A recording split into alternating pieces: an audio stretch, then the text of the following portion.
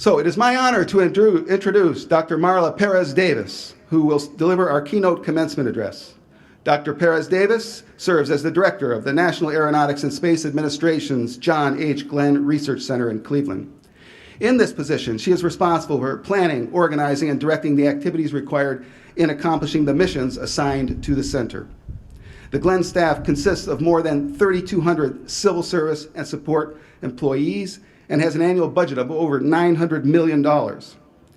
Before becoming director in 2016, Dr. Pérez-Davis held a number of other key leadership positions at the Glenn Center, including deputy director and director of the Aeronautics Research Office. In addition, she is the recipient of numerous NASA awards, including the NASA Outstanding Leadership Medal and the prestigious Presidential Rank Award for Meritorious Executives. Dr. Pérez-Davis is a native of Puerto Rico, earned her bachelor's degree from the University of Puerto Rico, a Master of Science degree from the University of Toledo, and her doctoral degree in chemical engineering from Case Western Reserve University. We are honored to have Dr. Pérez-Davis with us today to connect her inspired life to your inspired future. Please join me in welcoming Dr. Marla Pérez-Davis.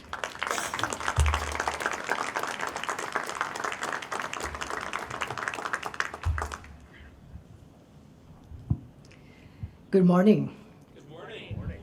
Congratulations to the graduates. It's a pleasure to be here. And I would like to welcome students, families, friends, and faculty to graduation day for the John Carroll University Bowlers College of Business and the College of Arts and Science graduate programs. Thank you for extending me the opportunity to share a few thoughts and lessons learned. To the families, friends, and faculty, every one of you has an impact on the graduates who sit here today. I hope to leave you with the inspiration to continue making a difference.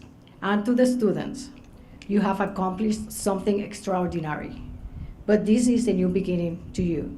I hope to inspire you to reach for the stars.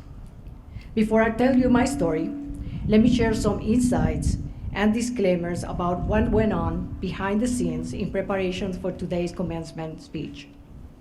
As I do before any event, and you probably do the same thing, first you ask about the audience, the themes of interest, the time that you have, and the expectations. The aforementioned conversation was the easy part because all my questions were answered and I got all the information I needed. I am a researcher at heart, so the researcher in me took over. So with a defined set of objectives and a theme and the usual excitement of a new project, I quickly moved to the next step, which is the approach, right? I felt like I was moving at the speed of light, taking all the steps to prepare my message. I read about what make a good speech commencement message, found some good examples to watch and study, and then the next step was start writing. Well, watching videos was my big mistake. It resulted in 3 days of terror, as I couldn't stop thinking about how to inspire an amazing group of students that are business savvy, completed their graduate degrees during trying times that included a pandemic, and are eager to conquer the world. It did not help when I tried to remember the commencement speeches at my own graduations. Gotta admit that. I couldn't remember a word of them. Obviously, I was not making any progress toward writing my speech. After a few days of soul searching, I found my voice and a new goal. The goal is that you walk away remembering at least one thing that will inspire you to create a better future. You are embarking on a journey of endless possibility.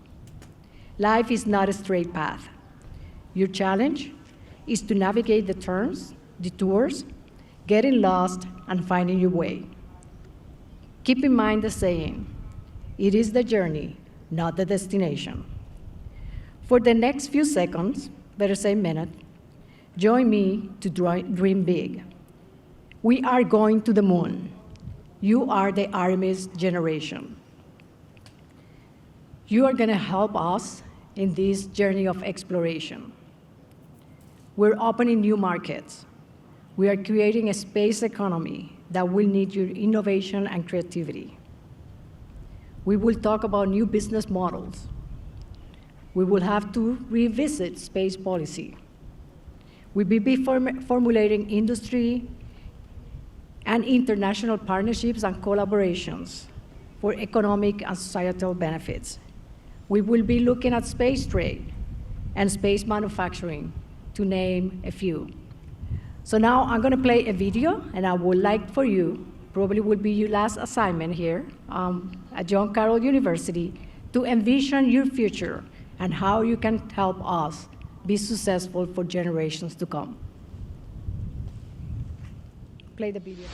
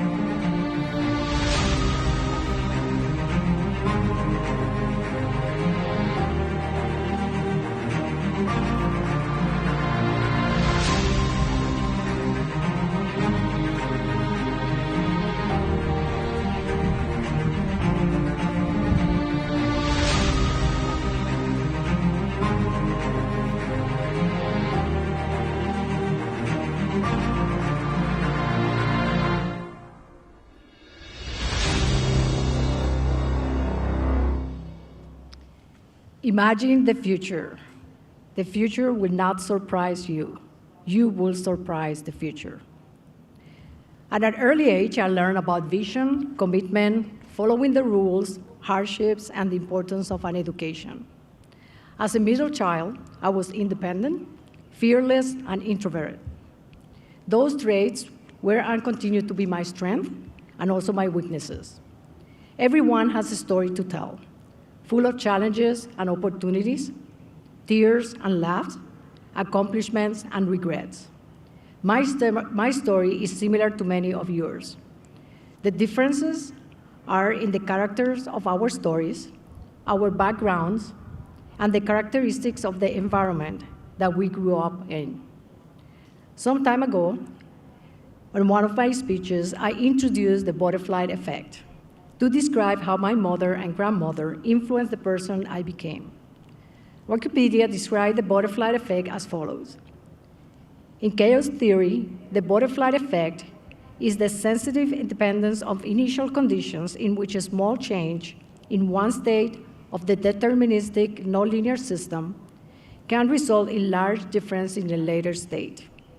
The term has been explained using the metaphorical example of the details of a tornado being influenced by minor perturbations such as the flapping of the wings of a distant butterfly several weeks earlier. My mother and grandmother provided the small perturbations that made a difference. Those small perturbations are best described as resilience, determination, leadership, commitment, and respect. Those perturbations set in motion my hopes, dreams, and inspiration. I was born and raised in Puerto Rico. My family is from a small town in the mountainsides of the island called Adjuntas. My parents divorced when we were pre-teenagers, and my mother became the head of the family for the three of us. It took me 4 decades to realize and understand the magnitude of my mother's effort. She didn't have a college degree, and she worked really hard to cover our basic needs. For so long, my appreciation for her was linked to what she provided us: a roof over our heads, clothing, food, and her non-negotiable expectations for us to have an education that led us to become who we are today. Then life happened, and I found myself walking in her shoes for just a few feet compared to her arduous and long mile. Going through a divorce brought a new perspective about difficulties, challenges, and sacrifices that she went through to help us create our own future. My mother taught me about resilience and determination. Another key character of my story is my grandmother. In today's business world, she would be called an entrepreneur. She was one of the town's few dressmakers, respected and loved by many. In times of need, she was the pillar and the one who made things happen for us. When food was scarce, she provided. When we were misunderstood, she dropped everything and sat down to talk to us. When we wanted to talk about girl stuff, she listened and made us laugh with her own stories. For a child, that offered security and comfort. My grandmother taught me about leadership, respect, and compassion. When I first started thinking about studying engineering, I experienced support from my family and skepticism or disapproval from others. My two favorite topics in middle school were math and chemistry, which put me on the path to engineering. Although the school had limited resources, the quality and excellence of the teachers provided me with a solid foundation to pursue an engineering degree. Back then, engineering was not a common career choice for women, but self-motivation and inner strength made me believe that I was capable of achieving my goals. What were the odds of a girl from a small and poor mountainside town in Puerto Rico becoming an engineer? Not that good. While in college, working toward my undergraduate degrees, and in Puerto Rico and graduate degrees in Cleveland, I have great memories of teamwork, hardships, and fun. I am sure you all have similar memories about your undergraduate and graduate studies. Never in my wildest dream did I expect to serve as the director of a premier research organization and be blessed with such a wonderful and fulfilling career. I went from an engineer student to a member of a workforce in a place far away from home, and more challenging yet, the complexities associated with a different culture and language. It did not take long for me to realize that for some individuals, I did not belong. I am sure that you all, at some point in time, have experienced the frustration and awful feeling of being excluded or unappreciated. In Braving the Wilderness, Dr. Brené Brown shared the following definition of true belonging. True belonging is the spiritual practice of believing in and belonging to yourself so deeply that you can share your most authentic self with the world and sacredness in both being a part of something and standing alone in the wilderness. True belonging doesn't require you to change who you are. It requires you to be who you are. In looking back, that true belonging didn't happen to me until I accepted my own self, a Hispanic female engineer, and stopped trying to prove my worth to others. It was an endless exercise, leaving me exhausted, and sometimes I felt I was not making any progress toward belonging. Sometimes our fears of feeling judged prevent us from achieving our full potential. Fortunately, there were a number of people, In my early careers, some were supervisors and others were peers who believed in me. Some became my mentors and provided guidance and support when I needed it the most. Listening to the people who believe in you and accept you for who you are is a better path than getting stuck trying to prove your worth to the non-believers. I learned to accept that we have no control over people's filters and perceptions. Having the courage to engage in hard conversation or to stand alone enables us understanding and meaning for everyone. As you start this new, exciting new phase of your lives, know who you are and be you. I challenge you to have the courage to start alone and embrace the benefits of diversity, inclusion, and seek to understand others' perspectives. Remember, we have more things in common than we would like to admit. And for lessons learned, resilience. Take responsibility for your personal and professional development. For me, not everything has worked the way I planned, dreamed, or wanted. I have made plenty of mistakes. Learn from your mistakes and celebrate your achievements. Determination. Stay positive and create your own future. Someone once wrote, "A bird sitting on a tree is never afraid of the branch breaking because its thrust is not on the branch, but on its own wings." Mentorship. Be a mentor and have a mentor. It is important to give back to the community and to your higher education institution through outreach and mentoring others. I received a couple of years ago an email from someone I'm mentoring around 20 years ago. She asked me, "What can I do? How can I help you for everything you have done for me?" And my answer was, make sure one day you do the same for someone else. She called me, and she was very thrilled to tell me that she was in a position now to help others, and she wanted me to know that she remembered making that commitment. It is powerful when we stick together and help each other. It's powerful because we advance a community. Leadership. Be willing to take risk. Leaders don't stay too long on the comfort zone. They move on, they promote change, and they adapt. Commitment. Strive for life and work balance. It is not about having it all. It's about finding the right balance. Finding the right balance is a never-ending task. What works today might not work tomorrow. Do not take anything for granted. Respect. Treat others the way you would like to be treated, especially when having difficult conversations. Do not avoid difficult conversations. Most conflict arises from assumptions and misunderstanding, and the best way to move forward is to listen with the intent to understand and to communicate respectfully. Finally, stay curious and ask questions.